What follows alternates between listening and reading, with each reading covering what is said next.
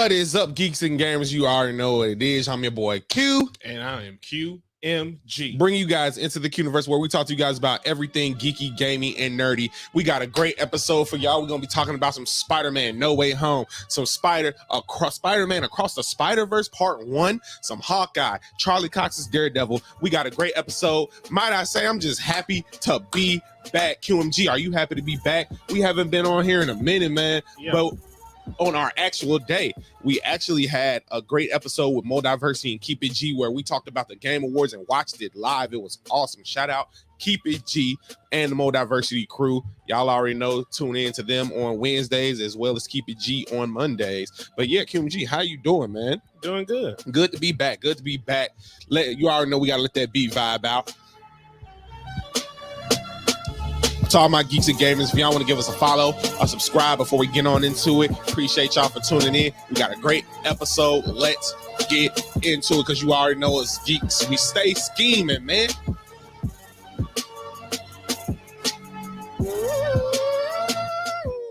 Yes, sir. What's up, QMG? Got a great episode. Let's get straight into it, because we are literally, 5 days away now? 5 days, I believe, from Spider-Man No Way Home, Tom Holland's third installment in the Spider trilogy from the MCU.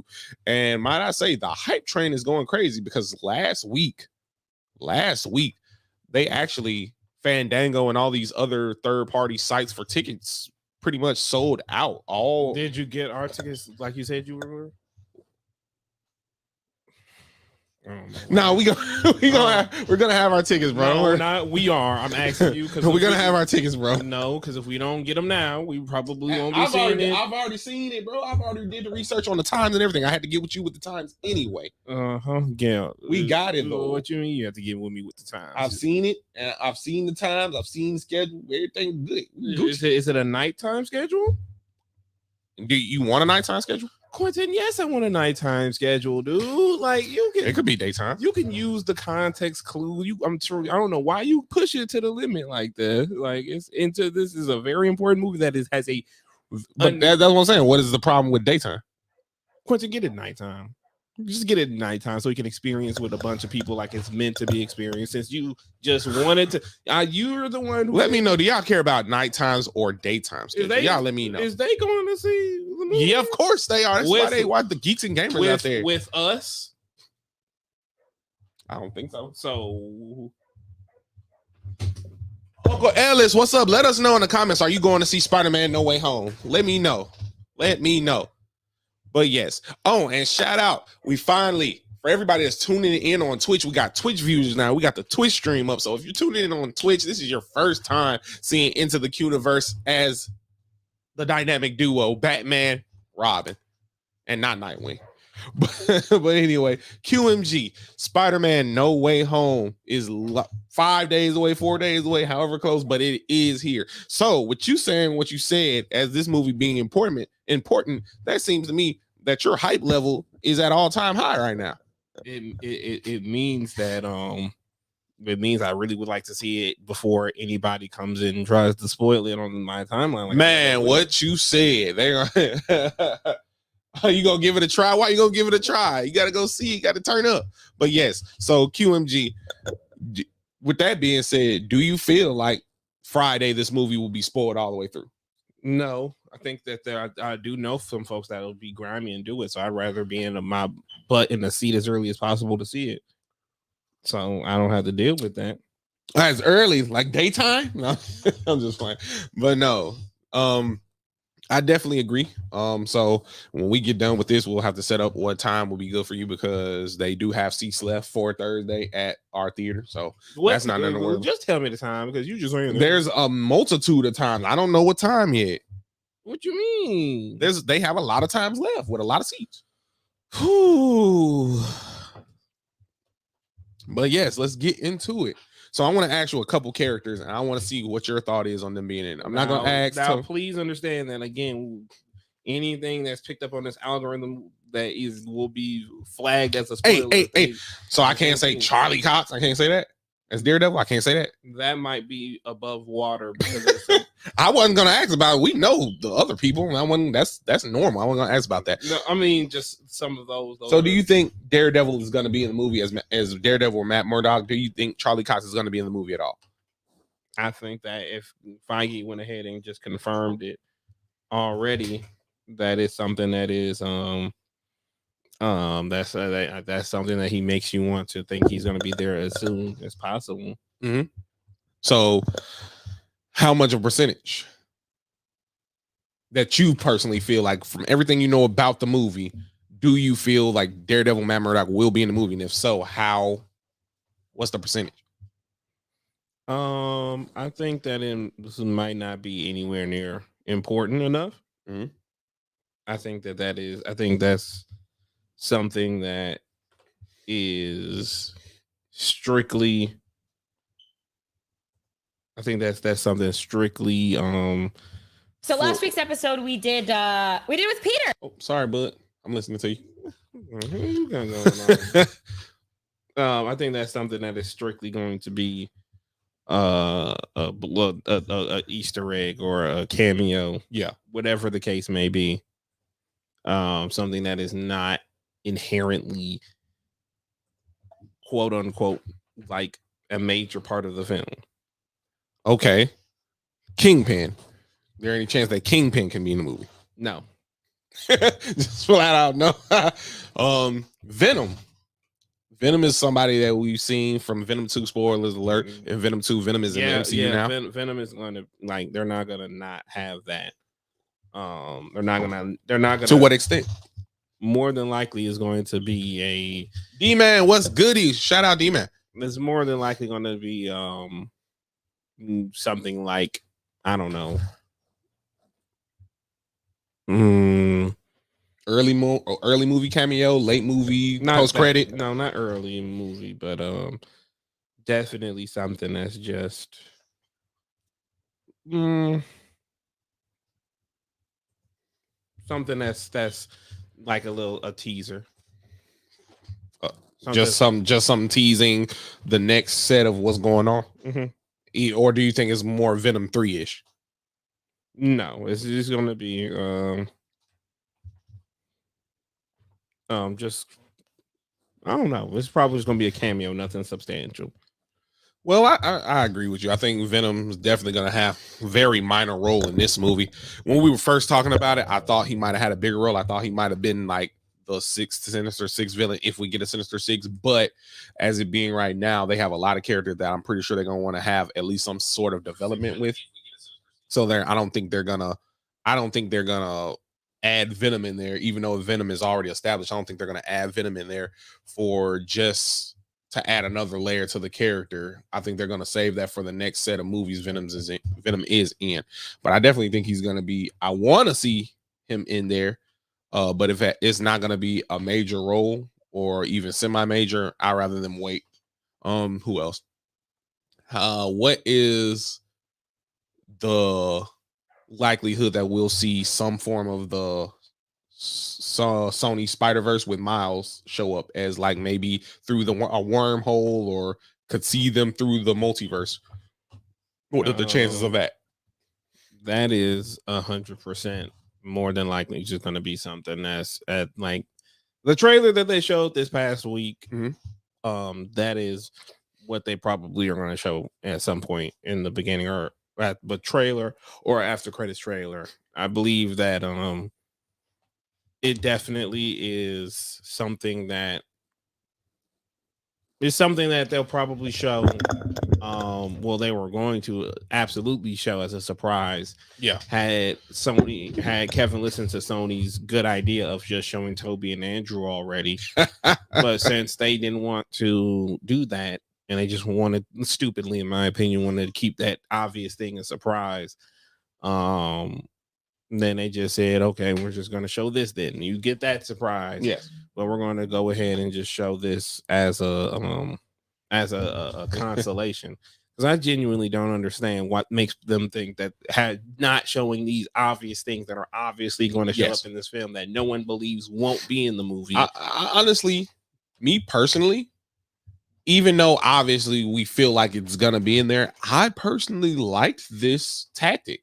Wow. It has kept up a level of hype that would have still been there, but I feel like it's an inkling a little bit higher because it's like on the tip of your brain, like, what if they're not in the movie? Even though we know, it's like, what if they're not though? That's insulting your intelligence by making like I'm sorry, but it's insults your intelligence because it makes you think you're stupid. It operates on the grounds that you're stupid, like you're an idiot. You're not understanding what's happening or what's going on in the world. You're like, it's like, oh well,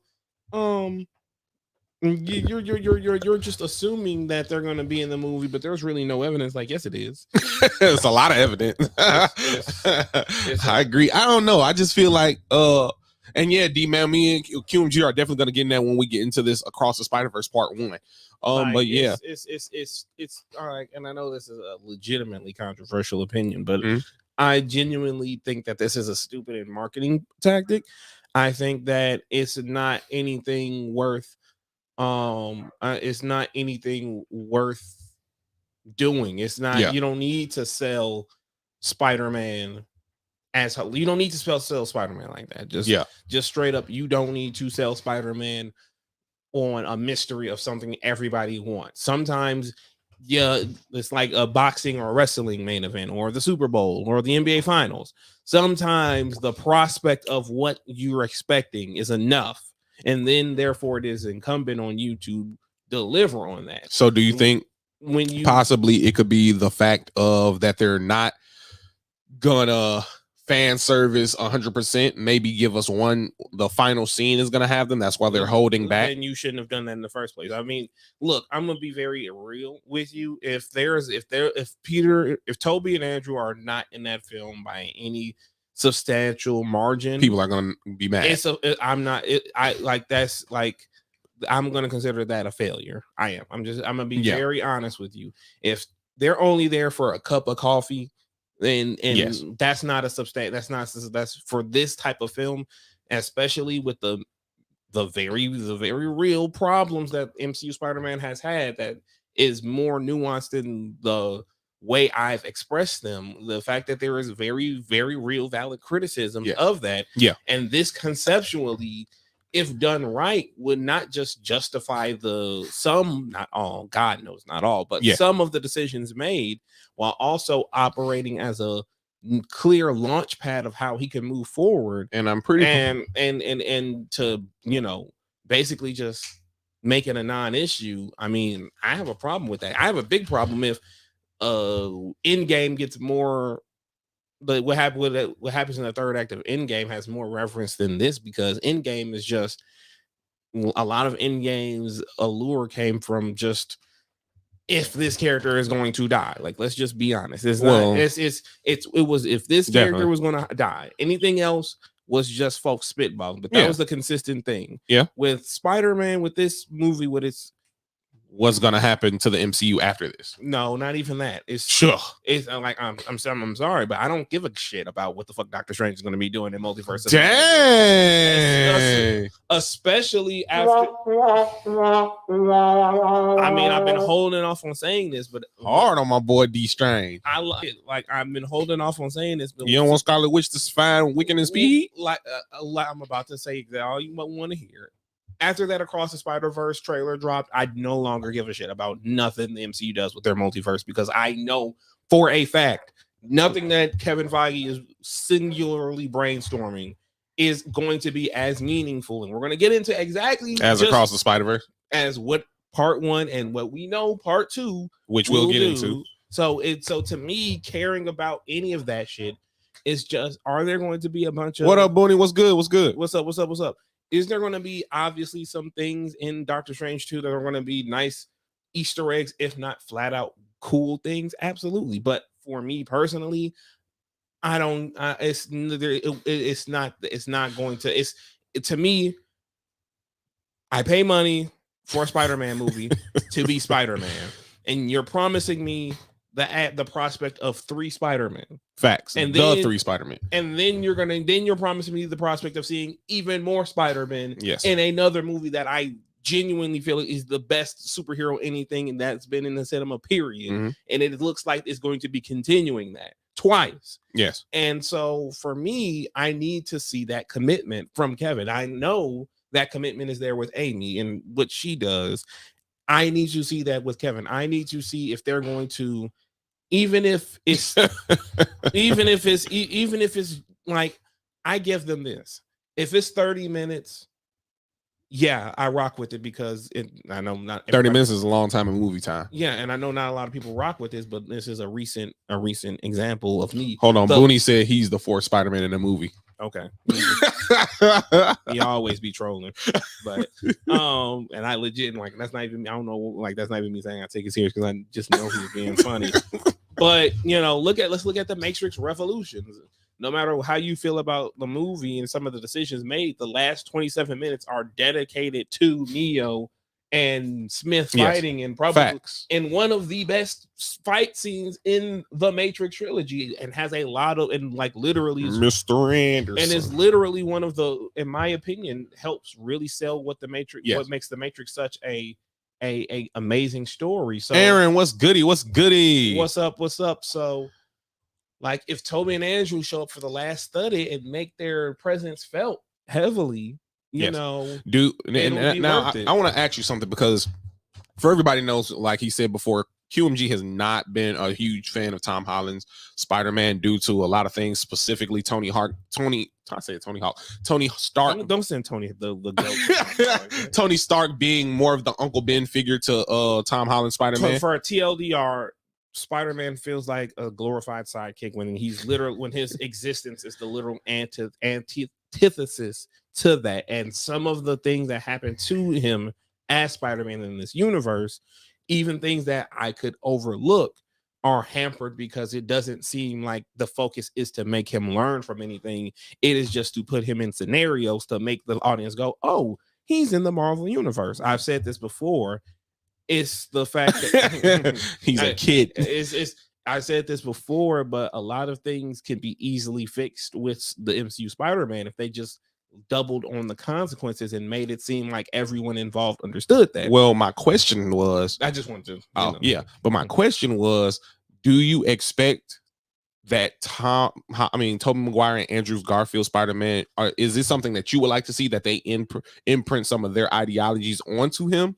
I want them to exist in just about the most cliched aspects of these type of stories, in that Peter sees the potential in himself, which is obviously what this Spider-Man has lacked, because he keeps seeing the potential of him being the next Tony Stark or the next Avenger, etc.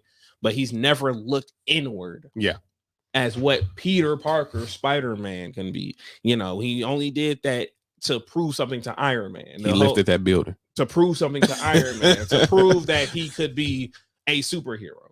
So my thing is, and we've talked about this before, do you have a problem with another Spider-Man learning the same responsibilities from other characters than Uncle Ben, even though they have some of the same scenarios that happen that teaches him the same lessons? I'm about to really put on my super uber nerd hat, because this is like the most pinnacle of responses, and I slick hate is about to come out of my mouth, because 9 times out of 10 I would be very against this entirety, but I have to be honest with myself. Yes, because Spider-Man, like Superman, like Batman, like Storm, like Wolverine, like Wonder Woman, are the pinnacle of their field. There isn't anything too many other superheroes can teach them. That's just the truth. When these characters exist, they exist as the examples. Not saying, and this is the part where I hate saying this, because I am a firm believer that there's no matter your status, background, or class, there is not something you can't learn from somebody. But the problem that I have inherently is that a lot of Peter's lessons come from his failure, and there is no safety net. There is no well, my spider suit that I can go into insta-kill mode is gone, but I can just do, like, there is no lull period, in my opinion, that felt earned in there. Like, again, I'll say this about it. I'll like, again, and we've gone back and forth about it. What really hurt Far From Home, which I feel like is the weakest of the movie so far, is that the whole concept of Edith was so ridiculous and counterintuitive, not to just to Peter, but to what we literally just saw Iron Man sacrifice himself for. Well, really, you could blame Talos for that. No, we're not. We're not going into the alternate, the supplementary stuff they added after the Before fact. you finish, let me get to some of these comments. I personally don't like Doctor Strange being the mentor. I don't know how you feel about that. I personally don't like it. But he's not. And Uncle Ben, Tony, and Happy have somewhat been that surrogate Uncle Ben in the universe that we haven't, because we haven't seen Uncle Ben yet. Facts. But he's not. He's not going to be the mentor. He's more than like he's going to be a partner. I can just, from what I've seen from the trailer. That's how I feel. It's like a partnership. I wouldn't want even Dr. the fact Strange. That MJ was like in the in the trailer, was she like, yes, please? That showed that it's a partnership, because Strange, which I'm assuming is going to be in the movie, Strange obviously feels a level of responsibility for the spell going wrong himself. So he's going to be coming, there's obviously he's going to be the most experienced with the magic, but when it comes to resolving the problem, he knows he's on equal blame. Sidebar, do you think something is going on with Dr. Strange? No, I don't. You think he's just I've told you this. I'm just making sure as we get farther in and more stuff, more TV spots come out. There's literally been nothing, no evidence to show that it's been him. Shit goes wrong with these characters. That's something. And Aaron, he can't keep learning the same lesson. He needs to learn new lessons. Like that's really. And Edith, as I think about it, do I still if you take Edith specifically out of Far From Home, but you keep just about everything? Yes, I would have less of a problem with it, because it would be lesser. It would make more sense if there was a lesser stake for a reason for Mysterio. I mean, hell, just keep Mysterio as is and just have Peter give the word, not necessarily handing him something that Tony shouldn't even have thought of him first, because he had his wife and best friend who are very smart-minded about his technology. And Edith, before I go on a diatribe, I'm just going to say that the concept of Edith kills Far From Home, now, Dead in the Water, more so than them making light of Peter's most important spider power. Even though I don't disagree with, now this is the crazy part, I don't disagree that Edith was unnecessary. First of all, I want to get Boonies. Do you think, yes, it would definitely hurt the movie if Toby isn't in it? 100%. If there is no cross-dimensional Spider-Man, that dude Big C just reboot Spider-Man. Which Spider-Man would you like to see live action? No, if there is no multiverse Spider-Man in this movie, then it's gonna be the worst Spider-Man. I'm walking out. I mean, before the credits roll. I'm not even gonna say it from that hyperbolic. I'll just say that was a waste of time. Regardless of what the film will do, in all seriousness, if you're gonna it'd be a waste of time and energy to just do that and not have Toby, or even it'll just be a waste of fucking time. Just straight up. And even though Willem Dafoe and Alfred Molina obviously will be acting because the MCU does not when you are an actor's actor, not even the MCU can hold you down.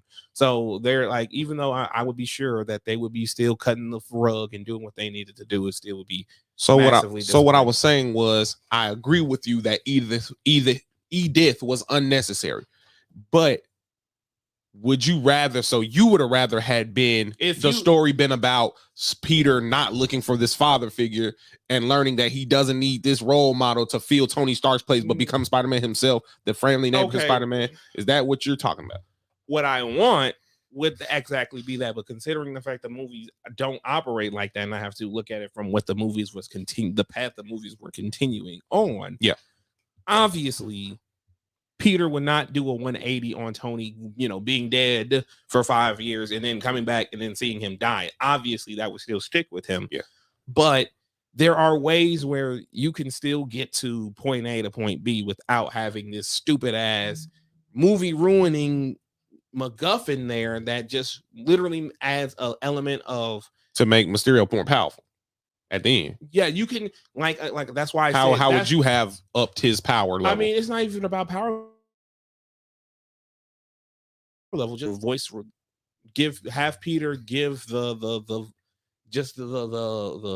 direct recommendation. Just you can still do all of that without having him hand over this handing over this technology to somebody that he barely knows. But what you can do is have him go, you know what, Mysterio, you are just as brave as Mr. Stark, and I'm gonna not be Spider-Man. I'm just giving it all to you. You can do, and then just say, oh, Mysterio had built this because that is within Mysterio's wheelhouse. He could have had these drones and stuff, and all he probably needed was Shield's backing to finish the hologram stuff. Have Mysterio be the one to create the holographic stuff, and therefore it's still Spider-Man fucking up because he's not being Spider-Man and he's leaving it in the hands of this complete stranger who he's impressed with, and because he's mourning Tony, he's just assuming that, okay, this guy, he's from another universe, and I see his bravery and how he laid, there are ways to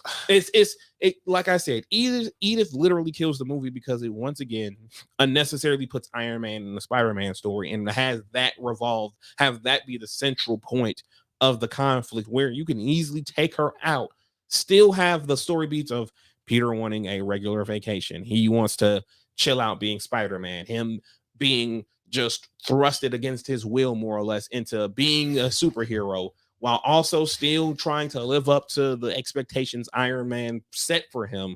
And you can still have him relinquish the responsibility to Mysterio while also having him, Mysterio, singularly by himself, orchestrate this plan devoid of any stupid ass Iron Man invention that Tony himself wouldn't have implemented in the first place, because it literally goes against the character the MCU was establishing for basically his arc.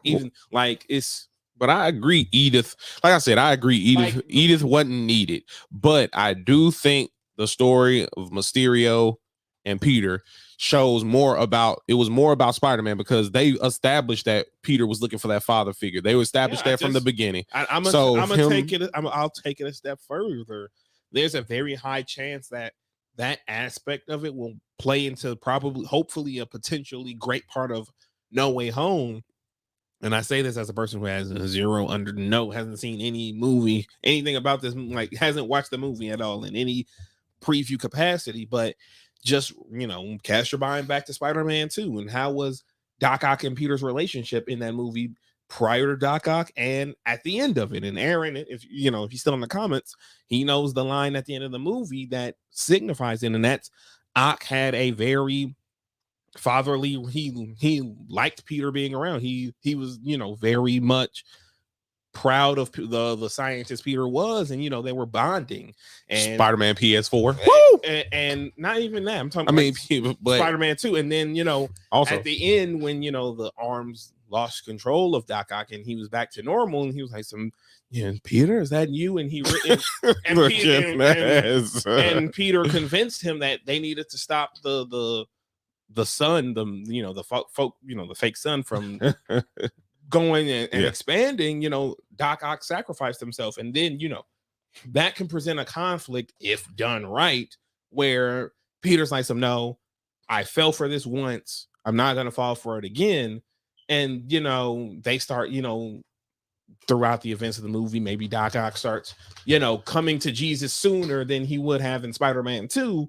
And then we throw in the Green Goblin wrench, because the same thing can be said about the Green Goblin in Spider-Man 1, but we know that Norman really was just being nefarious about that. And so if done right, all of that stuff can be relevant and tie into significant parts of the film. But again, you already know my feelings about Spider-Man, giving the MCU Spider-Man people too much credit. I want to touch a couple of points that you had brought up. I would definitely want to touch the point about Dr. Otto Octavius. I think that he had definitely a fatherly impact. They definitely wanted to show that, because that's one thing about Spider-Man as well. He does look for those father figures. It's a major act. If y'all haven't done so already, rewatch Spider-Man 2. It's very it's very, very, very evident that that's a major plot point between Spider-Man 2. Yeah, so Spider-Man has definitely done that. But I just feel like I've said before, from the beginning of Tom Holland's run, I've told you that was a character trait that they wanted to give him somebody more tangible in the movies. And what better way to add to Tony Stark's arc as well as give him a young Ward to add to his arc. And I thought, but T Jizzle, what's good? Where you been at, bro? I thought they did it tastefully. I thought it was done very well. It showed Tony a level of compassion that I didn't even see him have for Pepper Potts, really. But I always tell you that is more so your threshold.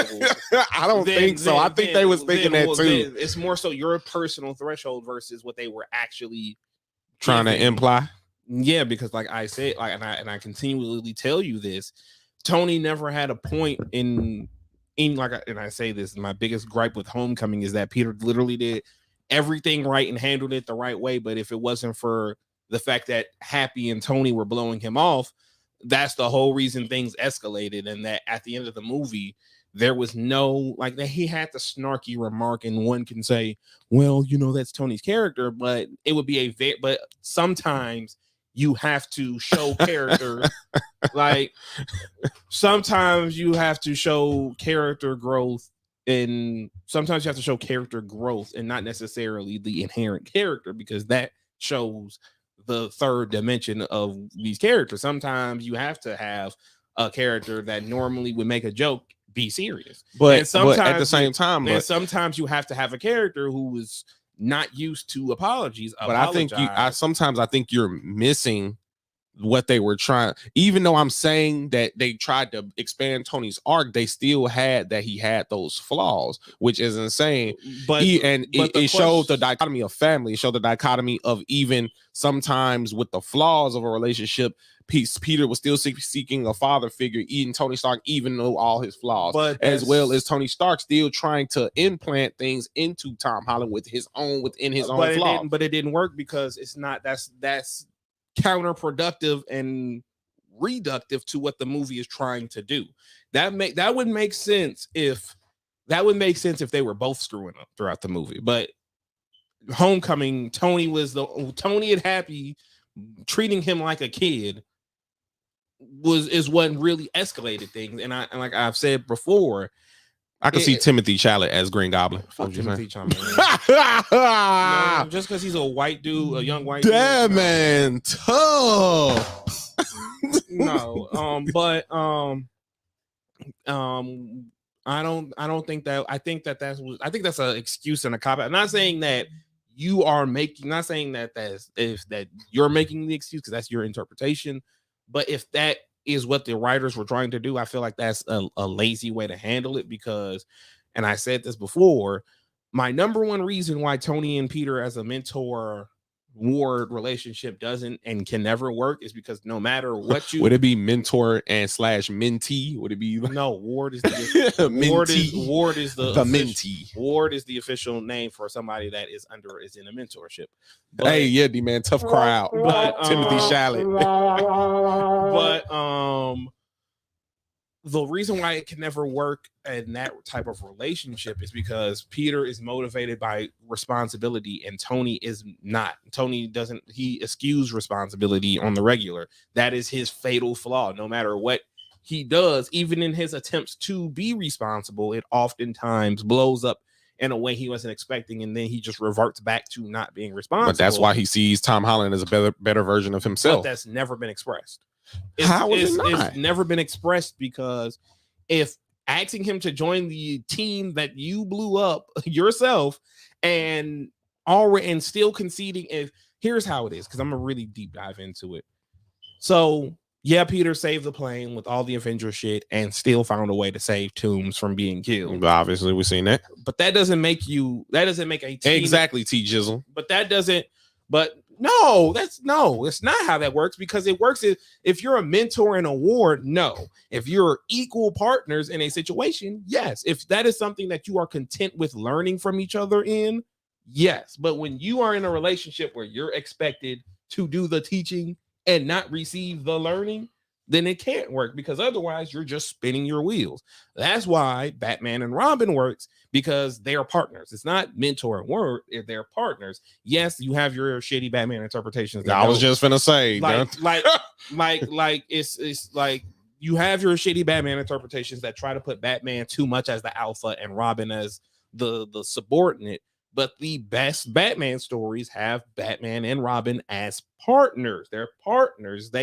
Batman learns, like, it's literally the best versions of Batman admit openly that they need Robin to learn from, to be better crime fighters and protect Gotham. If that was the way they wanted to present, if that was what they were presenting with Spider-Man and Iron Man, I think they are in just a different way. I think they can. that you're seeing like, it as Uncle Ben. Would you like for me to explain to you why that's unfortunately not the case? I just don't see it. I see let's look at Infinity War. What was the partnership in Infinity War? When that's the next, he's an Avenger now, so it was definitely a partnership. That's words. That's lip service. What actions showed them being equal partners in a situation, both on equal footing, and you felt like it wasn't no longer a mentor award. It was, these two guys are going to be. Well, Robin had to be awarded at some point. No, he didn't just come into it as equal. But listen to what I'm saying though. The difference between that is that Dick Grayson specifically. Let's just touch the on best that. Robin. Hands down. Nobody cares about our opinion. Let's just get. Obviously, the geeks and gamers care because they're watching. Do they? But hold on before you say that. Who's the best Robin right now? Best Robin: Tim Drake, Dick Grayson, Jason Todd, Damian Wayne. And if y'all only familiar with one of them, y'all excused.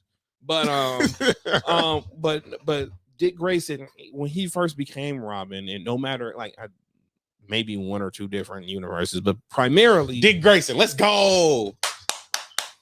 Primarily, they were very much. He was angry. He was just as angry as Bruce. It's their opinion, and we're asking their opinion on our opinion. But what I'm saying makes me lose my train of thought. He was angry like Bruce. So Bruce had something to teach him, because Bruce knows being angry about the situation will only lead you to self-destruction. That's where it is. Tony had nothing to teach Peter. Yes, he did. No, he didn't. There's nothing Tony could teach Peter. How to be an Avenger. No, because being an Avenger, there is no rule book, because the Avengers fucking suck 90% of the time. So there is no hell. Thus, basically every Avengers movie was like all you have to do is show up and fight bad guys. Now, I can agree with you that Tony inherently had no major thing to teach Tom. It's Peter, but there is things that Tony Stark does. No, there isn't. There is nothing Tony Stark does that makes that logical in any considerable fashion. Yeah, D-Man, he taught him with great power comes. No, there is nothing. Y'all keep playing, y'all gonna give me the yelling, so I'm trying not to get the yelling. You gonna get the yelling? Yeah, because I'm gonna mentally just say y'all are trolling at this point. But in all seriousness, no, it's like there was no moment in time where you went, oh, Tony knows what he's doing. Chris O'Donnell. But like the whole fact that Tony recruited a teenager to go fight against super soldiers and assassins is irresponsible as all fuck. Like teaching a 12-year-old boy to fight criminals and mastermind and mafia bosses, and that's very irresponsible. But the difference, irresponsible. But the difference between those two was that Dick Grayson was going to do that anyway, but untrained. You think you thought Peter Parker wasn't gonna go fight crime with spider powers? The difference between the two, again, Peter was already cognitively making that decision. So no, it's not. What the fuck? Because he. Obviously, he wasn't dead before, and plus, with the superpowers that he had, it already put him a leg up over a random acrobat boy about to go against Gotham's mob by himself with no training. At least Bruce, in his own very dark and unrealistic way, gave him a leg up. So who's more twisted, taking a guy with superpowers to fight crime versus a guy who knows this 12-year-old boy only has the physical attributes of a 12-year-old boy? If you're asking me what's more responsible, using your limitless resources to ensure that they both have limitless resources. Let me finish. They're using your limitless resources to will not bring you the closure you deserve, and basically guaranteed, because let's be real, Batman was not going to let Dick Grayson die at all in any of them. In that Hold on, let's back up. No, like he just didn't let Jason Todd get his ass beat the hell up. No, he didn't. Jason literally ran and got his ass clapped. Let's not rewrite history to appease the casual viewers watching it. If we're gonna speak facts, speak factually. It ain't no. So you tell me this: if your son get beat to death by somebody, what you gonna do? We're now you're asking a completely different question than what we're. I am. This is true, but I'm just saying. Let's though. get back on track before you go elsewhere. Let's get back on track. Jason Todd got his ass killed. Yeah, Batman didn't. Batman quite literally tried to stop him. Literally told his ass to stay put. Do not do this. And Jason Todd, that wouldn't have happened if he weren't recruiting little boys. You're right. Jason Todd would have probably got shot and killed in Gotham hijacking tires. That's Gotham though. So basically he sometimes you're just fucked regardless. But anyway, dang. But anyways, going back to the initial point. For it to be a mentor wardship between Iron Man and Spider-Man, Tony would have had to teach him something valuable to therefore institute that. Tony's actions in Civil War, Homecoming especially, Infinity War to a lesser degree, shows that there was nothing Tony could teach him. Peter learned no lessons from Tony. Actually, that is not true, because Tony was the first one to tell Spider-Man to stay as a friendly neighborhood Spider-Man, stay in your city and work with your community. Peter, he told him that in the MCU. He was the first person to tell him that. And by the end of the movie, Peter learned that he needed to be a friendly neighborhood Spider-Man. Would you like to know why that's bullshit? That's bullshit. Would you like to know that? Because Tony was saying that in a condescending way and not in a real teachable moment. So you telling me condescending stuff can't teach people something? It's not when you're being condescending, your intent is not to teach. But I'm saying, could it still teach though? No. How? Because if you had to have it reinforced, you sucked at teaching it the first time. Oh my God. But even in him saying that, later on he still learned. After the battle had been fought, folks had almost died. Yes. No, you still have flaws. You can still learn stuff. You don't get you can still learn stuff, but you don't get credit for something you weren't intending to do. That's not how this works. Oh my God. It's not. You can't know. You don't get how you don't get credit for that. If I wasn't planning on going to the store, but I go to the store and stop a robbery, I still get credit for that. No, because that's not the scenario. You don't get to say, yeah, build that spaceship. And then when somebody goes and build that spaceship, you can't then go, see, I told them to go. No, because you didn't really mean for them to go build that spaceship. You were saying it in the event. that is 50% true. But if somebody does go and do some good from something sarcastic you say, you can't kind of get credit for that. Because that's you being an asshole. Say you say something sarcastic to me, right? And I take it at full value and I go and do something. And I come back to you and say, yeah, I knew you were being sarcastic, but if you never had said that, that's bull. I would punch you. A third entity would punch somebody in the face for trying to. Oh yeah. That. Shout out Marissa Tomei, man. She hates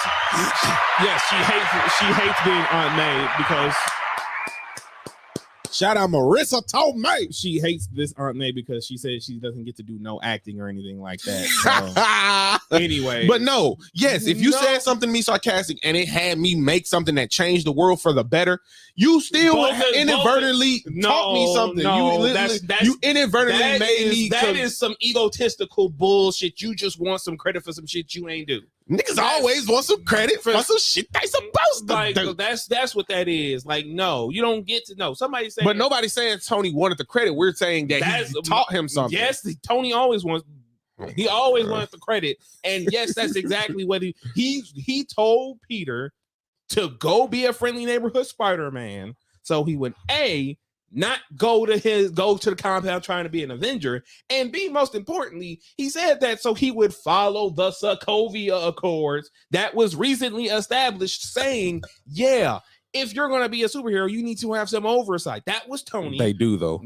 That was Tony checking off two boxes with no real emotional attachment to it. That's your assumption, no, though. that's what the movie was telling you. That's why Tony. Just like the movie was telling me that even though with Tony flaws. No, I know not what you inferred. There's a difference between what you inferred and what the movie is trying to get you to understand. The movie was trying to get you to understand. So if the movie is trying to get us to understand that Tony is a mentor to Peter, then how can you refute that? Because as creators who I've talked to have explained to me, just because a character says that, if there's no evidence in the movie to support it, then you as the viewer have a right to challenge that and say that that's not the case. And I'm challenging that you because the difference between you challenging me and me challenging you is you're challenging it based off of your own personal bias and experience in saying that.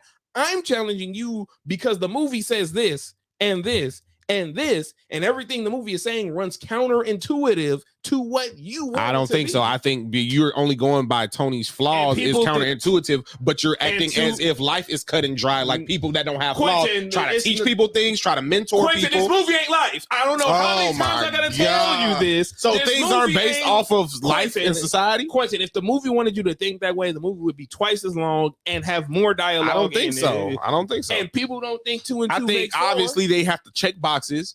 Yes, they have to have Iron Man, that's have the Spider-Man. most important for in Marvel. Yes, movies, and I agree with that. But writers are writers for a reason. A lot of writers can put undertones and can still. There is no undertones with that. There literally isn't. The first 2 acts of the film where you see Tony show up are literally him. So would it have been a change in character? Would it have been bad writing if in this movie, all the way out of nowhere, we knew Iron Man was going to be his mentor, but if out of nowhere Iron Man wasn't Iron Man, he was a good dad, he was a good mentor, he knew everything to say. That is not his character. Yes, that would have been bad writing. No, it wouldn't be bad writing because that's not his character. Because the whole crux of Iron Man is that he wants to be better than his father. So being better than his father, just because you want to do something doesn't mean you can get over as things that you deal with. Yes, you can. In fiction. When we sit here and debate fiction and bad writing all the time. No. Let me kill that argument right now. Because when you are a person responsible for writing what a character says and does, yes, you can have a character that historically hates his father, hates how his father raised him, treated him, and was cold, and change his character. And it's not a change. It's a progression of character. There is a difference between which we've seen from Tony Stark. We haven't seen that. You keep saying it. No, it's not. The biggest change in his character is he sacrificed himself for everybody. No, not even that. Because because that is a progression of his character. Him sacrificing himself ain't a change. It's literally it is because as you stated, what was said in the movie. One of the biggest scenes was when Captain America said, "When the chips are down, you ain't gonna risk it all." 10 years ago. Exactly, character progression. No, which is different than what you're talking about. No, it's not. Yes, it is because you're trying to say him being a good dad is a change of character. No, I'm saying you literally said. No, I said it. Yeah, I'm saying if they just wrote it, Homecoming came out, and now Tony Stark knows exactly what to say. He's not sarcastic. He's not this. He's not that. No, and now he's Uncle Ben. That's not good writing. That's your inference. That's not good writing. No, that's your inference on how you can handle that. You want Tony Stark to just come in, know everything to say, and be right every 100 times. That's not Tony Stark. And this is how I kill your argument every time because you keep making these wild ass inferences like that's only one way to do it. How would you do it then? Quincy, it's very easy. My bad, Peter. I fucked up. I should have paid attention to what you were doing and not send my whack ass best friend to oversee not just you, but you uncovering this major criminal conspiracy involving the alien weapons that I misplaced. That's no change in nothing. Once again. Let me finish. That's no major change in Tony's in his character. Why? Because Tony Stark has apologized to the people in his circle. It's not frequent because obviously his character still has a level of arrogance, but in Iron Man 3, he apologized to Pepper for all of the shit and literally said, "I'm not going to be Iron Man." So you're telling me... Yes, Joss Whedon fucked it up in Avengers Age of Ultron. You're telling me the only reason you're saying this is because he didn't apologize the way you believe he should have, which he did by trying to let him be an Avenger as well as giving him his suit back. That's not an apology at all. If anything, that's... So we're talking about Tony Stark's character. Quentin, again...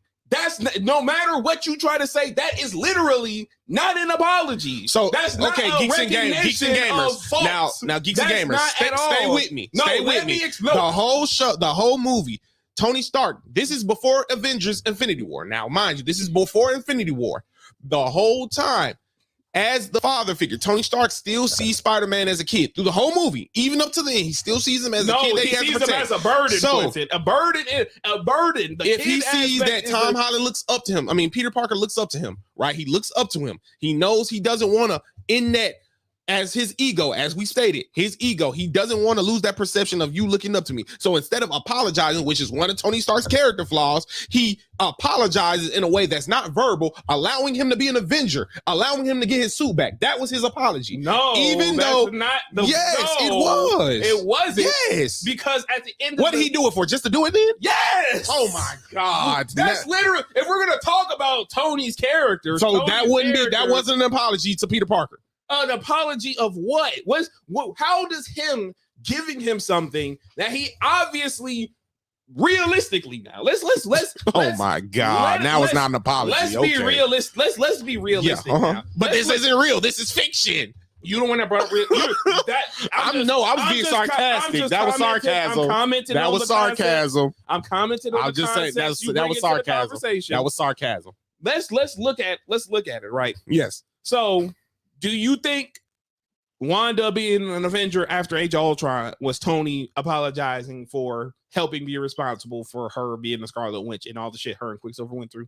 I wouldn't be surprised if they had a conversation. Their relationship is not the same as Peter and Tony. My question, their relationship is not the same. No, my question isn't if they're the same. My question isn't because I'm getting to and we have more. We have more information on their relationship than Wanda and Tony, so I can't make that assessment. I'm about to prove my point. Just a simple yes or no question. How can I give that off the info? We don't have enough information. It's a yes or no question. How? What do you mean how? How? Because they could have put on the Avengers because her strength and her power. No. Yes. They blocked people. What you mean? That's not the only justification. You know how many? But I'm saying, do you know how many? That we got more information on her power level than her and Tony's relationship. Wanda literally played with him and showed him his greatest fear, which led to him creating Ultron. They literally fought.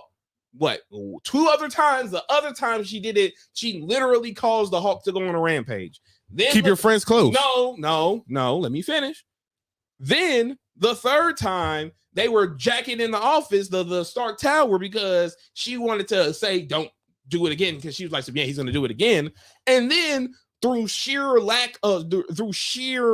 motherfucking convenience and necessity, that's the word, then they went to stop Ultron because their opinions aligned. And then because of Ultron, the creation Tony made, her brother got gunned down, which was still stupid, but that's a different argument. So not one time have you told me where their relationship warranted for you to say that he was apologizing. Well, if you would let me finish instead of just going there, literally Wanda's existence is because of Tony Stark, the missile that killed her parents. He doesn't know that. Yes, he did. She told him, and the fucking tanker. As far as that, it could have been stuck. Even before then, Maria Hill literally said, Wanda and Pietro Maximoff, freedom fighters of Sokovia, their parents were killed. So if we're gonna go off that, then you could say that he's apologizing, which would still inadvertently what you just said. No, because give some validity to what I just said. Because I'm still not finished with what I'm saying. Why in the hell would Wanda accept that if that was an apology? You've destroyed my life for all intents and purposes. So you're telling somebody how they accept an apology? My point. You can't do that. No, my point is that that's not an apology. Saying that you're joining the Avengers. So you're telling me that somebody. You're telling me I know specific people who will argue and yell and cuss and get mad and come back, and their apology is not a conventional apology. Their apology is sitting. What that mean, Quentin? What the fuck that mean? As that being said, you can't say that how somebody apologizes, whether it's respectable or not. What I'm saying is actually everybody can do that. It's up to the person. Some people who apologize by coming down, sitting next to you. What we finna watch? What you finna watch? Question. There's levels to this. That's what I'm saying. You said it wasn't. No, I didn't say that. That wasn't even brought up. You said it wasn't an apology. And furthermore, that is an example of that not being for the shit Peter went through, for the fact that Peter was, which is a part of Tony Stark's character flaw. No, it's not a part of his character flaw. It's absolutely not, because it's not of character flaw, because it doesn't exist. Okay. Because I literally had to present a scenario that jumped through so many hoops. You did even try. Yes, I did. Wanda got killed by Stark. Her family got killed by Stark. That is a literal. That's not a hoop jump. No, it is, because the simple fact that I had to link all of that together to make that concept stick, because Tony didn't apologize to Cap when they found all he did was send Cap his number. He didn't apologize. He never said, "I'm sorry, Cap." Another instance. But that's not a mentor award. No, we're not talking about mentor award. We're talking about I'm talking about when we get to the point where we're talking about the character flaw and the apology. We're talking about Tony Stark, how he apologized, because you said he didn't apologize. I'm talking about in the sense of somebody looking up a person. No, I'm saying those other instances can be used interchanged in other scenarios. How? If Tony Stark has to apologize to somebody, we're talking about his apology. If he apologized, no. If I am mentoring somebody, we're not just talking about that. Yes, because we're talking about. You said he didn't apologize. You said he didn't apologize to Tom Holland because it wasn't the way you believe an apology should be. It wasn't an apology. It was. It literally. Yes, it was. It's Tony Stark doesn't apologize. Sometimes he isn't good with apologies. So he'll give somebody a number, or he'll add them as an Avenger. Just because. Oh my God! So now you're saying that that's the only way, whether you believe it's an apology or not. What I'm saying is, if your bitch ass gonna put me through some bullshit, that apology better exactly be that's your opinion. Exactly. No, exactly. Because some people can apologize a different way. You're saying if I give somebody an ice cream cone and they accept that apology, you don't think that's enough. I should give $1 million. Exactly. That's not how apologies work. That's not how apologies work. That's all. That's not how apologies work. That's a nice diatribe. You can cut me off all you want to, but that's not at all what I'm saying. It's not how apologies work. There was nothing about Tom's reaction to it being an apology. He didn't even register. Matter of fact, when the scene happened, he made a scrunched up face like, what is this guy talking about? But what does that have to do with it being an apology? It wasn't anything apologetic. If I give you an apology and you don't accept it, or you feel some type of way, did I not apologize? Quentin, you're taking it as an apology. It was not. Let us know, Geeks and Gamers. Did Tony Stark, when he gave Peter and Homecoming, when he gave Peter his suit back and he was getting ready to make him an Avenger, was he giving him an apology? The correct inference of that scene wasn't an apology. It was acknowledgement that he's a hero. It wasn't apologizing for shit. He didn't apologize for nothing. What he said was, "Oh, my bad. You are a valuable asset to the Avengers." Which is an apology. No, because that is an apology. Oh, my bad. Oh, you are. That's an apology. His beef with Spider-Man. That is an apology. His beef with Spider-Man wasn't. But that's an apology. What you just said is an apology. Because he wasn't apologizing for the shit he was doing. But he apologized. No, he wasn't. You just said it. What did you say he just said? Quentin. That's an apology. No, what you just stated out of your mouth was an apology. Now you're doing some hoop jumping. No, shit. it's not. Yes, because you just said, "Oh, my bad." Because you know damn well Tony wasn't bitching about Peter being an Avenger. He was bitching. He apologized. Not for the shit he was doing. That's just like me. The whole point was he apologized. No, that was not. the point. No, it's not. Because you said he didn't apologize. That's what you said. You said he didn't. But what you just said, Quentin, he did not apologize to the shit he did. That's like me busting the windows out your car and me apologizing. You apologize. Stop saying that. You keep saying apologize. You see what I'm saying? I said Quentin, you're not because you're just saying bullshit. The point was you said he did not apologize. He did though. Quentin, you know goddamn whatever he apologized for, he apologized. You know damn well I'm not being literal in the sense of he didn't apologize for something. What he apologized for had nothing to do with what he was talking about the whole movie. It wasn't. It wasn't. It was not. What he said, he was saying that as a smokescreen to not apologize for the thing he was wrong about. His whole point in the movie was that he did not want Peter's anything on his conscience. So D-Man felt- teaches all the geeks and gamers out there, not to cut you off, I'm sorry, you can keep going.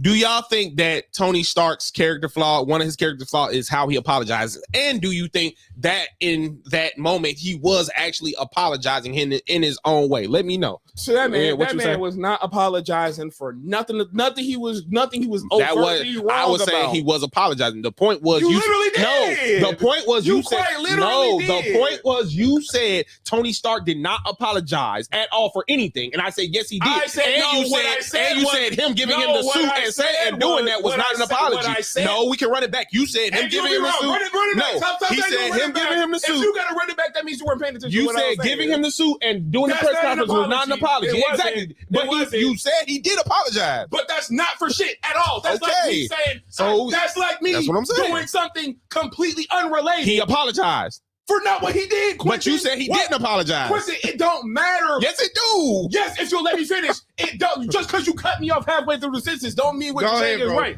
He didn't apologize for what he did.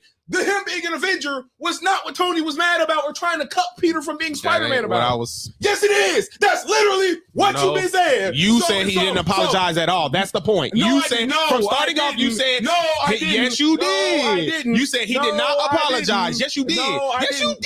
did. No, 'cause you said no, when I said he what gave you him the did- suit and gave him the press No. conference, you said Quentin, that's not an apology. No, Yes, you did. I know. You No. said it wasn't an apology, and I told you it was. I went through every scenario on how it is. I did not say Tony Stark didn't apologize for anything at all. I did not say that. did. No, I didn't. I said Tony did not Hey, apologize. geeks and gamers, go, if y'all can rewind, and go to the part where he said Tony Stark had not apologized. No, this is you just choosing. Go back. This Go is back. you just choosing to hear. They what gonna I pull. said. They gonna pull the receipt. Pull it up. I know what I said, Quentin. I know what I've been talking about. The fact of the matter Pull is, up the receipts, y'all. Tony did not apologize for what he did. What you keep trying to fit in, what circle you're just keep trying to fit into this square, is you're trying to take a non-entity of what he said and like some. Oh, he apologized. The shit he was talking about wasn't even nothing he was bitching about. So why is that? That's not what we was talking about. Yes, it is, because you keep bringing You said up. he didn't apologize. You said that.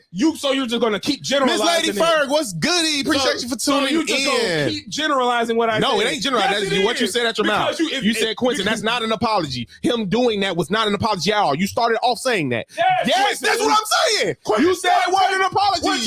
What you're doing is you're trying my to be God. you're trying to be literal when you know exactly what No, you're I yes, didn't. You are. No, I didn't. Yes, you are. If you You're tell me, trying if to I be say he literal. apologized to Peter and you say no, he didn't, what I'm supposed to think? I don't think that you Do you saying, not have oh, a he mind? didn't apologize for what he was supposed to. That ain't what you said. Quentin, so you don't know how to infer? Oh, now we got it. Okay. Quentin, what have I been talking about for Okay. the last 20 minutes? What are you talking about? So you geeks thought, So- what you talking about, bro? You didn't think I was talking? bro. I just talked about something completely different. No, When bro. I've been specific. No, bro. What you mean? No, What bro. do you mean? Ain't no Quentin, way, boy. What you mean? Ain't no way. Ain't no way. Why would I be talking? We literally. No, are you still, bro? Let me stop talking before I just get really. How you gonna sit here and say I'm just talking about? No a general way. apology? No way. Why would I? We bring- literally started, and I said he Go ahead and say apologized. it wrong, It bro. all started when you said he didn't apologize for anything, and the way that I said the way he that was his so way. you interpreted it wrong. No, I said- So you sat back for 10 minutes, for 30 minutes interpreting what I said wrong, and you expect me to realize? No, you weren't had to double interpreting it. down on what you said because you. I did. you double down started on off- what no, I said. you- I no, literally wait, said- wait. I literally No, said. I'm saying you I doubling literally down on what you said. Then when I- you had to go back, you forgot about what you initially said. No, because what I said was still on the specific thing, Quentin. And as I kept bringing up, him talking about that Avenger shit don't matter. It's not it might be a word for word a literal apology, but So it's just not, answer this: did he but- apologize? That's all I need to know. Did he apologize? Yes or no? Because that's where it started. No, did he I'm apologize? not answering that. Did he debate. apologize? I'm not answering that Because you debate. said no at the beginning. 'cause you Did know he what I said. apologize? You know what I said though. Y'all, we're entering the zone. We're entering the zone.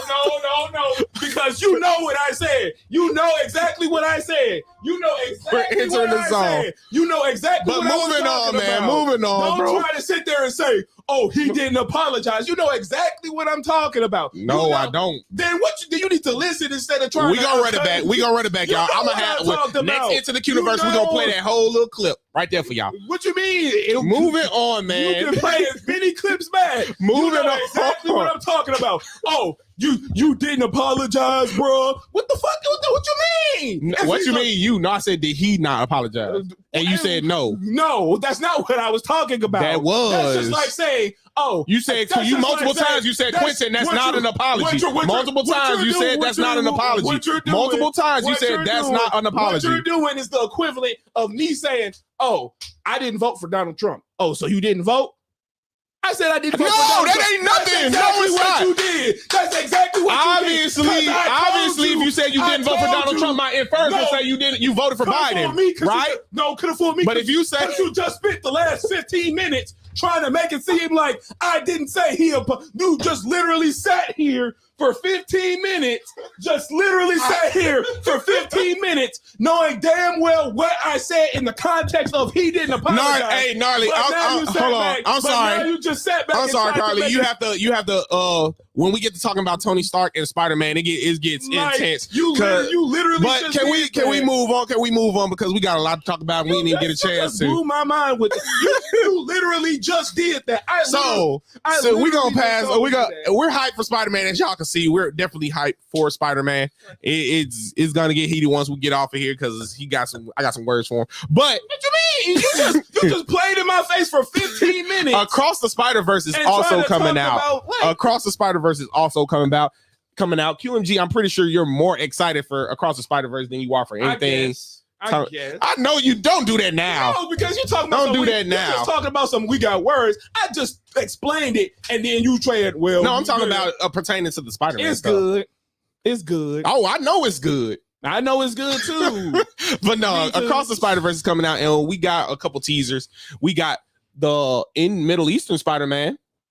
We want to talk about him. We don't know if he's going to be in there yet. We might get flagged. We do know he's in there because they were 100%. Don't say in the leaks because if we get that wasn't a leak. That was literally released by Sony. The teaser went to 2099, went into 2099 universe and the Spider-Man universe, the Middle Eastern Spider-Man. That was 100% confirmed. Bro, I'm not finna. You already know how. And if you remember the teaser with the spider emblem, you already know. I don't mess around with nothing these Sony Marvel folks do because they be. You already know. So I'm just gonna. So you don't mess with Across the Spider-Verse? No, I'm saying I don't. You already know when it comes to these Spider-Man leaks. I just because it wasn't a leak. This is what they posted. I'm saying leaks as a euphemism for if this is something that is out there. For reals, and we like I can't wait to, and then just everything get cut off. So let me know, geeks and gamers, what are y'all more excited for? Are y'all more excited for the Spider-Man Tom Holland movie that's coming out this week, No Way Home, or are you more excited? I didn't ask you. That's why I said. No, I said, what did you just say? Did you just say you're more excited about that? No, we can turn these. We can cut this shit off right now. This ain't no fucking soul. I already should have said that about an hour ago. You gotta turn up, man. This ain't no fucking soul. Next time, don't. Man. But no, geeks and gamers, are y'all more excited for the Spider-Man No Way Home movie, or are y'all more excited for Spider-Man Across the Spider-Verse? Are y'all more excited for that part? And y'all better answer correctly, or I'm gonna get mad at y'all too. Matter of fact, I might just say put the camera on me so I can get mad right now. I'm already just. Hey, y'all see he already in that zone. Look at his eyes. He got them crazy eyes. Yeah, I do got that crazy eyes. You got me yelling and shit. Why did you just pay attention to what I was saying, bro? You know I was. Well, in our case, for some reason, I don't know what going on. People like when I win arguments. So no, you didn't win an argument. But no, in all seriousness, let me know in the comments. Are y'all ready for No Way Home? Look, they saying go back to arguing. I can see it in the DMs right now. That was entertaining. Are you not entertained? They're gonna be like go back to the arguing. Come on, that was. But yeah, no. In all seriousness, though, I definitely am more ready for. Yeah, he got them crazy. Let me get some. I apologize, y'all. I don't know why you even. I keep telling you. And shout out to my people from Twitch. This is the first podcast of Into the Quniverse that came on Twitch. We actually did a live Thursday for the Game Awards. Shout out to the Game Awards. They had some very interesting things. But why you talk about Tony Stark and the Spider-Man? You already knew what the hell. Yeah, he hates Tony Stark's Iron and Peter's relationship. He likes Tony Stark. See, no, I don't. What are you doing? You like Tony Stark? No, I like Robert Downey Jr. Yeah. As an actor. See, stop saying stuff on my name, bro. You just keep getting stuff wrong. And but yeah, in all Oh, we litty facts. You already know what's going on, D-Man. I would take But no, I'm personally more excited for, I know what you're gonna say, but I'm personally more excited for the No Way Home because see, now I do gotta turn. See what? if we're gonna go back to OG Into the Quniverse, I had stated when we knew Spider-Verse, when we talked about Into the Spider-Verse, we specifically talked about this movie being made. And I said if this movie was to be, this would be the one movie I would want to see all three Spider-Mans in the same universe. I don't even know what the hell this episode is. So this is definitely the movie that I've been asking for. Like this, once Spider-Verse Into the Spider-Verse came out, this was the next thing I was asking for. I don't even know what to say. I apologize for everything. It looked like I'm just out here on my own. But yeah, so I'm more excited for this movie. He was just saying all of this, like I think he wanted me to get hyped like this. He's just saying all of the wrong things now. I'm sweating. D-Man said he's more excited for the live action as well. Let us know in the comments, Geeks and Gamers. Are y'all more excited for the live action Spider-Man multiverse movie or the new? I'm gonna get out y'all way y'all did and was all of this stuff, and I don't even know what the fuck to do no more. Y'all be easy tonight, y'all. I don't even know what to do no more. Robert. Don't say there. But no, so I know which one you're more excited for, but I would like to know why, because I'm more excited for the No Way Home because I get to see 3 generations of Spider-Man. Even though I wasn't a fan of the Andrew Garfield movies that much, I've always loved his enthusiasm to play the character. He's always wanted to play a character, and it translated in the movies as far as his character well. But Tobey Maguire's obviously my favorite Spider-Man. He is the Spider-Man. And Tom Holland has been, I've liked Tom Holland's run as Spider-Man as well. Shout out to Cisco and Ebert, yo. Oh, they ain't jumping to my body, but it could have been close. That's actually praise. Oh, it's simple. Into the Spider-Verse, I cry every time I watch it. Cry? I cry. What part? I cry every time I watch it. What part do you cry on? There's literally no crying parts in that movie. It's what you mean? It's very emotional in the themes. What part? See, that's when Uncle Aaron died. See, a nigga that said he don't cry, a Spider-Man fan that said he. So don't, y'all tell me this. And he talking about he can recognize an apology. There's literally a handful of movies that get me teary-eyed. Rugrats #1, when Tommy get ready to throw deal to the monkeys. Bro, I can never watch that part, bro. That it hit right here, bro. And then the first 7 minutes of Up.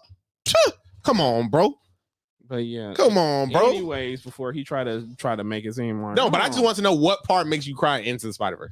A lot of it, particularly when the spiders go back to their own dimensions. That part. Yeah, I would say Uncle Aaron dying, but that part. Or even when Peter dies and they have the scene with the eulogy and all that, and people. That's a heartstring tugger. But to me, it's that's like it's that hits home, and aside from that emotional spectrum, I just feel honest to God feel Into the Spider-Verse is a flawless film, a perfect film, a 10 out of 10 across the board. And I tend to like a lot of different movies from Marvel and DC and all of that, and I just am more invested, and I trust that particular Sony animation with portraying the spiders in a way that don't have me yelling for 40 minutes on our podcast. We're going super late, y'all. We're going super late. This is good because we ain't been back in a minute, man. So they had to see our face, broski. If I gotta hear anything after this show, that'll dictate if I gotta hear anything, which I probably just tune you out anyway. But are you crying? I already know you got touched. Is that cool? You already know who it is. You already know when he get to talking about the 80s Transformer. You know what's going on. That Big cuz. First time watching this on YouTube. Shout outs. Thank you. But yeah, I genuinely trust them entirely, and I would like to see what they're doing. And just from a technical standpoint, the animation that Into the Spider-Verse 1 had was top of the line, and Into the Spider-Verse 2 literally looks like it's going to be following up, because it looks like they're going to be dabbling in some hybrid 2D, you want to call it. It looked really cool, and I think each universe is going to have a different animation style. That's incredible. And thirdly, I'm putting my eggs in that basket because part 2 is obviously going to have Tom, Woo! and Andrew in it. Like, Yes, sir. Yes, sir. So, like as we said before, this movie Across the Spider-Verse is a part 1. yeah. What's up, Don? What's up? What's up? Thank you for tuning in. What up? What up? What up? What up? You missed the shouting match, so you might have to rewind. After. But yeah, I won. But anyway, No, you didn't. Stop saying that. Stop saying stuff. For a person that literally knows my buttons to press, he sure gets mad when he presses. we finna go back into the zone, y'all. We finna go back into the Like I've never met somebody who knows all of my buttons to push and then gets mad when the buttons react the way he pushes them to. Beep, beep. Not insertive. No, I saw that low. Woo! I mean, don't get out of here, But yeah, no. So as we were saying, Across the Spider-Verse is a part 1. So this will actually be a trilogy now. Part 2, it's looking, because Sony and Marvel have been really, really, really, really chummy lately. They've been really kicking it like brothers. and by chummy, I would say that Amy has re-upped her finesse contract, and basically it's like, oh, well, you thought you embarrassed yourself 2 years ago, so now we're just gonna tighten them screws up. Oh, thank you because we got Venom double platinum. Thank you for that. Yeah. Morbius, thank you for letting us have Michael Keaton in that too. I'm pretty sure that's going to go platinum just based off of that alone. Oh, thank you for trying to compete with us and introducing 2 other Spider-Man, so now we can put them in our Academy Award winning franchise and make more money with them. So it's looking like they're gonna be, because they're very intertwined right now, working with Spider-Man together as a team. So it's looking like part 2, it's only right that now I don't think we're gonna see Toby and Andrew come back. No, they're going to come back in part 2. Oh, you believe so? I absolutely 100%. But I'm almost 95% positive that Tom Holland will be in the animated universe. Oh, yeah, for sure. Like, now, if we get a scene where we have some voice dubbing, where Miles goes into the real world, would be cool. I don't think so, because I think that. But Amy, I don't know. I think Amy, hopefully, she wants Feige to have nothing, because Feige tends to strangle some creative choices that I know Sony would not. Mm-hmm. And so I think that is going to, it'll probably be easier for Tom and Toby and Andrew to just do the voices and let the animation do the work. And secondly, it's very sexy in all lanes. And I think that it genuinely would just and I love saying this, and I just want to find the words to say it as I catch my breath and cool my body temperature down to a oh, Lady Ferg, Toby's my favorite as well. But I think it'll just be so poetic if any of these 2 films win another Oscar, and specifically this part 2 wins the Oscar, because then she can say she made a movie with all of the Spider-Men and won an Oscar, which Feige is eluding him. Eternals was like the closest MCU film to, in my opinion, for Oscar, but that's a different conversation. But inherently, I think she's being maximum petty. She's being the most passive aggressive a white woman in power can be towards a white man in power, and I'm living for it, because she literally finessed these. Y'all, if y'all haven't read up on how Spider-Man got into the MCU in the first place, please do, because it is a hilarious example of how even white movie producers can sign 360 deals in the movie industry and think that they are winning when in reality they are losing. And that is awesome.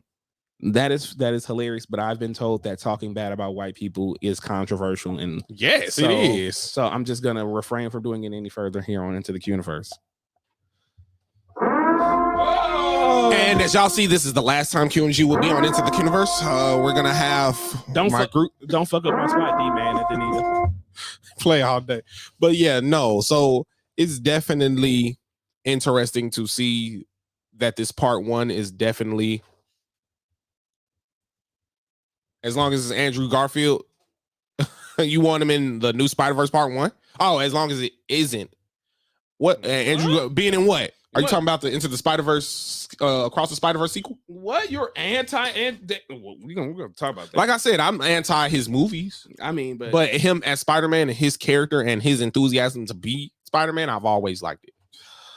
Y'all are just, see, this is just, I don't know what the hell this episode is, but you want to just, I see they got you on tilt. They got you on tilt. So who's they? Are you're excited for Across the Spider-Verse part 1? Yeah. Part 2, you believe that Toby and Andrew are signing on to do facts. Oh, yeah. Well, yeah, nobody's talking bad about that. Yeah. Well, he is. I don't know about me. What? But no, in all seriousness, though, it seems as if I can't see Tom Holland. I can't see Tobey Maguire and Andrew Garfield being in part 2. I can't see it. Now, I can see their character, like a fight scene with the animation and maybe some sound quotes, but as far as them actually talking in the movie, I can't see if you think Amy ain't finna get a piece of that pie, Tobey Maguire talking to Nicolas Cage, because they have already stated that into the Across the Spider-Verse Part 1 will have some of the characters from the Into the Spider-Verse. but will they survive to be in part 2 is the big question. But no, if you genuinely think Amy ain't gonna get a piece of that pie, that delicious sweet ass pie. Say it again. I mean, she like and when I say that, I mean like exactly. It's like, I just don't feel like they are. I feel like that's a lot of money, as we talk about. and Sony ain't got it. Then they would have been into the Spider-Verse. No, because here's okay. So Right. let's do some behind the scenes talking about why those weren't in there. So 2018, Into the Spider-Verse, when the Phil and when the dudes and all of the people making the movie, they wanted them to be in it, but the studio said no, because at the time they didn't think that it was. They felt like it would have overshadowed Miles, and they felt like that needed to be built up to. Then, after Into the Spider-Verse comes out, it's very successful. Everyone loves it. It wins an Academy Award. Then Feige does what Feige does, the worst, best, whatever you say, and he course corrected the third Spider-Man movie from being a Kraven the Hunter film to being multiverse. And so when Feige said, probably went to Amy and said, you know what, maybe we should make the third Spider-Man movie a multiverse film. Then the light bulb probably went off in our head and said, you know what, let's let them have it. Now, Phil, I don't know why I keep saying Phil, just specifically the people making Across the Spider-Verse have said that, yeah, they like that's not off the table. Toby, Yeah, obviously it's not off the table, but do you think it's gonna happen? What is the validity or do you really think it's gonna happen? Because then you have to have Miles, you have to have Nicolas Cage or whoever, you have to have Miguel O'Hara. No, I'm gonna be very real with you. Two things. One, you don't say part 1 unless you plan on doing something very big in part 2. I agree. If it's Tom Holland, it's a different, even bigger. You don't, and because you got to remember, Across the Spider-Verse comes out it comes out next year too. Yes, 2022. But then No Way Home comes out this year, so it's going to be about at least 2 years since Tom.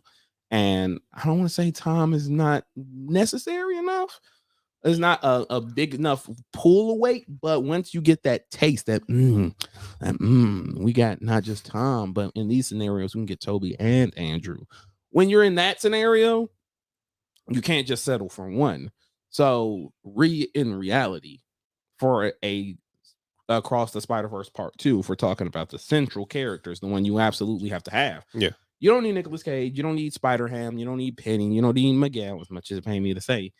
You just need Gwen, Miles, Peter, and Peter as the central characters, the people that people aren't going to inherit. Only reason I disagree with you on that is because I believe that all three of those Peters, as far as how the movie is already established from Into the Spider-Verse, don't have enough differences within their character arcs warrant them to be in that space, that animated space. What makes you say with that? The slapstick? What makes you say that? I don't know. Andrew obviously he's had more emotional beats in his 2 movies because of the plot line. Yeah, it was darker. Toby is the OG, so he can literally get away with anything. And Tom is the recent, and plus he's from the larger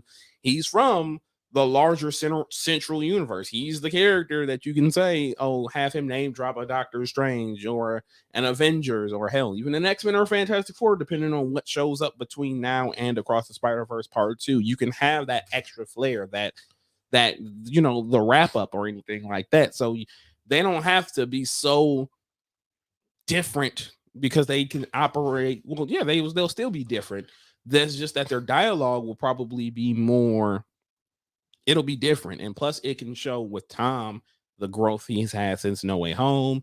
you obviously get to kick it with Andrew and Toby, specifically Andrew, more so than you did initially. And I'll argue Andrew deserves it the most. And you still get it. Like, you still get what you need. If me personally, if I feel like if Toby, because I'm almost 90, like I said before, I'm almost 95% positive Tom Holland is going to be in the movie. But if Toby and Andrew show up, I just don't feel like they're going to have a substantial role. I don't feel like. Why not? You think they're going to bill Nicolas Cage, yes, Spider-Man over? No, I don't. I'm pretty sure Nicolas Cage might come back because he's still so theoretically, because Miguel O'Hara. You think there's and this is no disrespect to Oscar Isaac because he is awesome, but there's no way in hell Sony executives are going to bill Oscar Isaac's Miguel O'Hara over specifically any of the 3 live action Peter Parkers. I'm not saying it wouldn't be cool. I'm just saying I don't think they're gonna I think that the Into the Spider-Verse is going in a different direction than the one. Why not? Well, how could they? If this is why I disagree, because No Way Home literally is establishing multiverse with Spider-Man. Yes, and it would be erroneous. It would be egregious if they chose not to have all 3 of the live action Peter Parkers when it's now viable in the franchise that is specifically meant to showcase Spider universes. You cannot.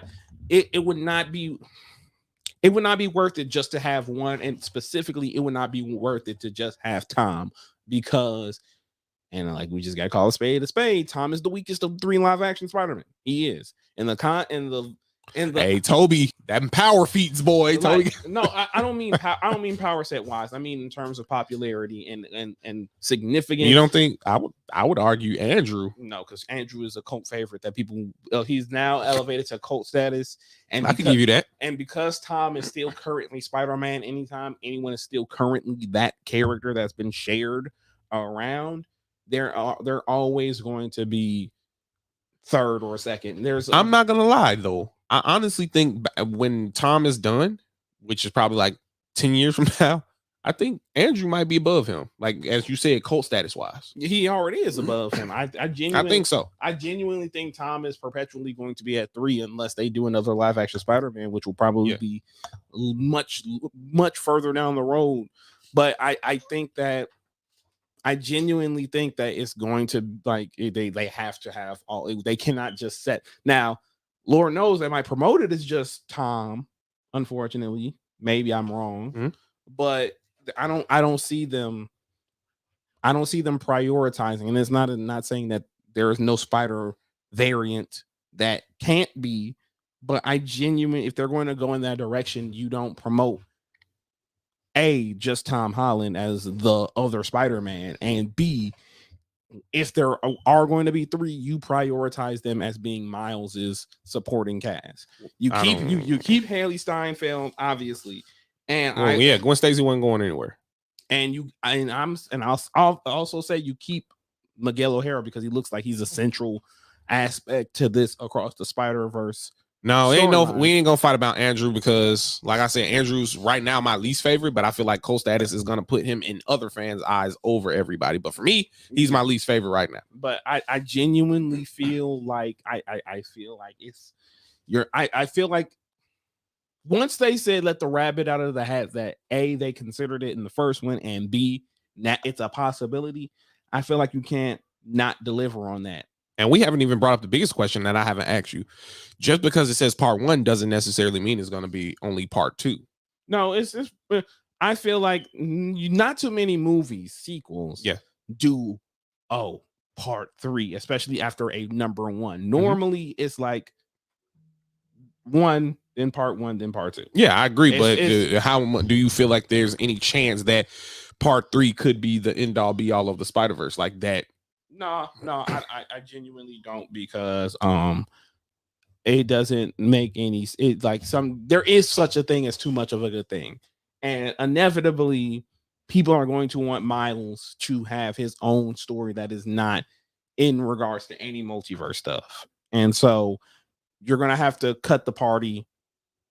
You're gonna you're like, again, one, you don't want to oversaturate all 3 Peters in the first place, and then again, you don't want to have them again as a little blip and then move on to something else. You want to try to culminate all of that at once in a way that makes sense and is fulfilling to the audience. So yeah, I think it's just going to be part 1, part 2. Like, you know, no, not Lord of the Rings. Oh, appreciate you, Lady Fur. We're getting ready to get out of here ourselves. I really appreciate you for tuning in on my Twitch, folks. But yeah, I genuinely think it's just going to be part 1, part 2, because that'll probably be the best narratively. And if they do anything other than that, I that's when I'll, you know, be a little bit iffy. Definitely. So, yeah. Well, I'm hyped for both of them. I'm super hyped to see where the Spider-Verse goes. As y'all know, Spider-Man is mine as well, yours favorite hero. So we're definitely gonna be ready for it. Definitely are amped. This week is going to be insane because theories are going to come Oh my out. God. See, why did you say that? Because now I'm going to get super hot again because I just remember that you got to talk to me about these damn tickets and now I'm worried. See what this, I'm going to let y'all in on a little secret. This episode has just been Quentin, how can I push Kwamani's buttons and then try to make it seem like, see, I did that. See? So with that being said, all my geeks and gamers who tuned in, if this is your first time, go sub to us on YouTube. All my Twitch followers, go over to the channel on YouTube, sub to me into the Quniverse on YouTube. Thank you for everybody. You already know, QMG, this was a great episode. You know, Aaron gonna call us when we get done talking about keep arguing. But you already know how we do. We got to vibe out like we vibe out all the time. Yeah, I forgot this was a Rick Ross song. Dang right, French Montana. But yeah, thank you everybody for tuning in. This was Into the Quniverse, where we talk about everything geeky, gaming, and nerdy. And I apologize for Quentin pushing my buttons. We will be back. We will be back next week. We'll be having another great episode. We're definitely gonna be talking about some Spider-Man No Way Home because it'll be officially seen it. And we better have seen it. We're gonna see it. So thank you guys for tuning in. We will be back. You already know how we do. GQ smooth, always on our P's and Q's. You know how we gotta move straight like that. Thank y'all for tuning in. This was Into the Quniverse. Peace. Let that beat ride. Zoom in on my eyes. I ain't got my zoomer. Why didn't you tell me to put it on my phone?